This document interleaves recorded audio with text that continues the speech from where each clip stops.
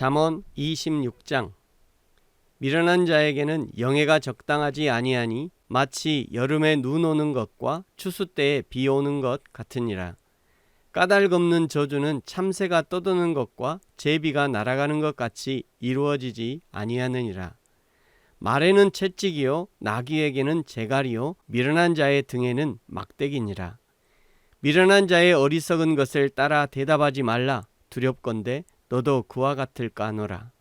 미련한 자에게는 그의 어리석음을 따라 대답하라. 두렵건대 그가 스스로 지혜롭게 여길까 하노라. 미련한 자 편에 기별하는 것은 자기의 발을 베어버림과 해를 받음과 같으니라. 저는 자의 다리는 힘없이 달렸나니 미련한 자의 입의 잠언도 그러하니라. 미련한 자에게 영예를 주는 것은 돌을 물매에 매는 것과 같으니라. 미련한 자의 입의 잠언은 술 취한 자가 손에 든 가시나무 같으니라.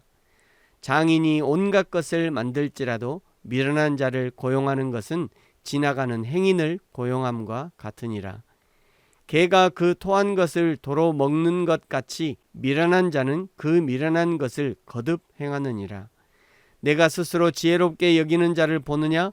그보다 미련한 자에게 오히려 희망이 있느니라.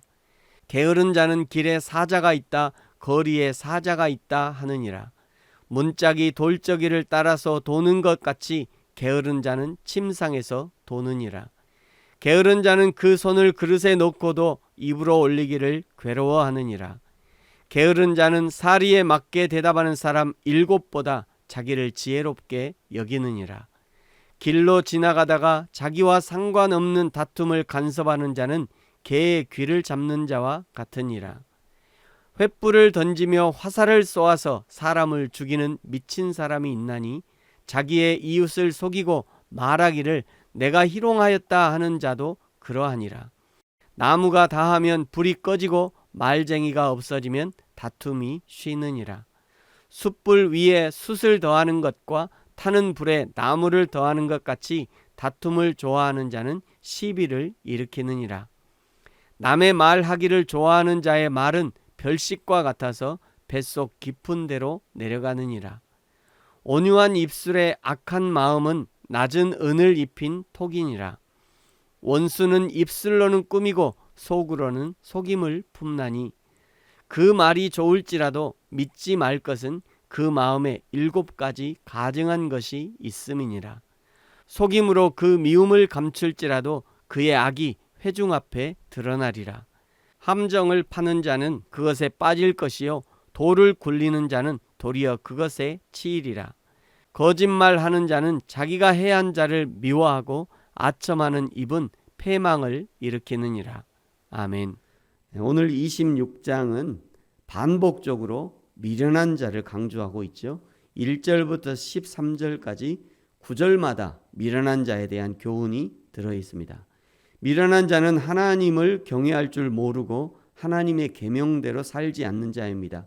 그는 교만하고 정직하지 않고 거짓되며 악합니다. 미련한 자에게 직분을 주고 영예를 주면 그는 해야 할 일을 하지 않고 하지 말아야 할 일들을 행함으로 그 직분을 어그러뜨리고 영예에 먹칠을 하게 됩니다. 미련한 자는 직분과 지위 때문에 오히려 마음이 높아지고 교만해져서 더 큰 잘못을 범하게 되고 그는 그 영예를 남용하고 악용하게 되는 거죠. 우리는 누구든지 미련한 자가 될 수 있습니다. 하나님의 진리의 눈이 가려지고 복음의 눈이 가려지면 미련한 자가 되는 것이죠. 하나님의 사랑의 눈이 가려지면 누구든지 미련한 자가 되어버립니다. 그러므로 우리는 날마다 하나님의 진리, 복음의 눈뜬 자, 하나님의 사랑에 눈뜬 자가 되어야 하는 것이죠. 그래서 3절에 말씀합니다. 3절 말에는 채찍이요 나귀에게는 재갈이요 미련한 자의 등에는 막대기니라. 이 말씀은 미련한 자의 등에 막대기를 대서라도 그 미련함 벗겨주고 싶다는 것이죠. 미련함이 벗겨져야 드디어 하나님의 종으로 쓰임받을 수 있기 때문입니다. 그래서 때로는 내 입에 재갈이 물리고 내 등에 막대기를 내리치실 때 그것이 하나님의 손길, 나를 고치시고 나를 하나님의 일꾼으로 만들어 가시는 하나님의 손길이라는 것을 알게 될 때 오히려 제갈이 사랑으로 느껴지고요, 막대기가 크신 하나님의 사랑으로 느껴질 수 있는 것입니다.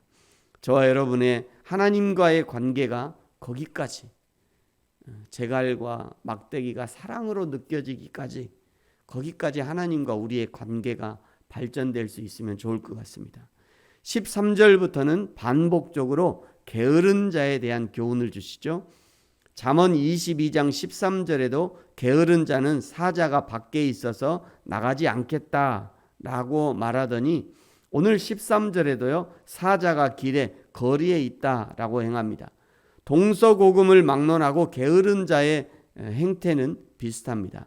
14절은 게으른 자가 문짝의 돌적이처럼 침대에서 뒹굴거리는 모습을 보여주죠.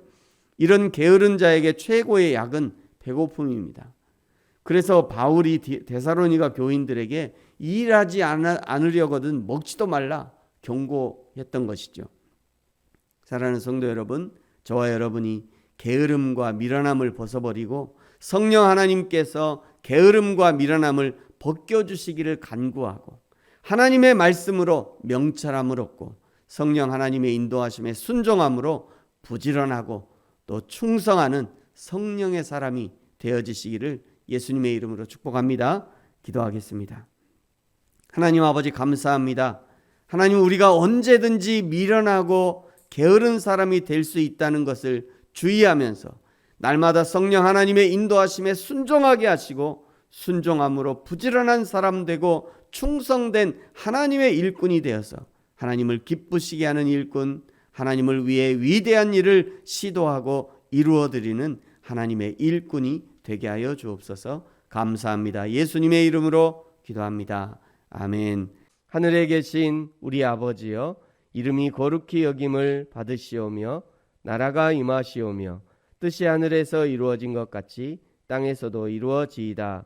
오늘 우리에게 일용할 양식을 주시옵고 우리가 우리에게 죄 지은 자를 사하여 준 것 같이 우리 죄를 사하여 주시옵고 우리를 시험에 들게 하지 마시옵고 다만 악에서 구하시옵소서. 나라와 권세와 영광이 아버지께 영원히 있사옵나이다. 아멘.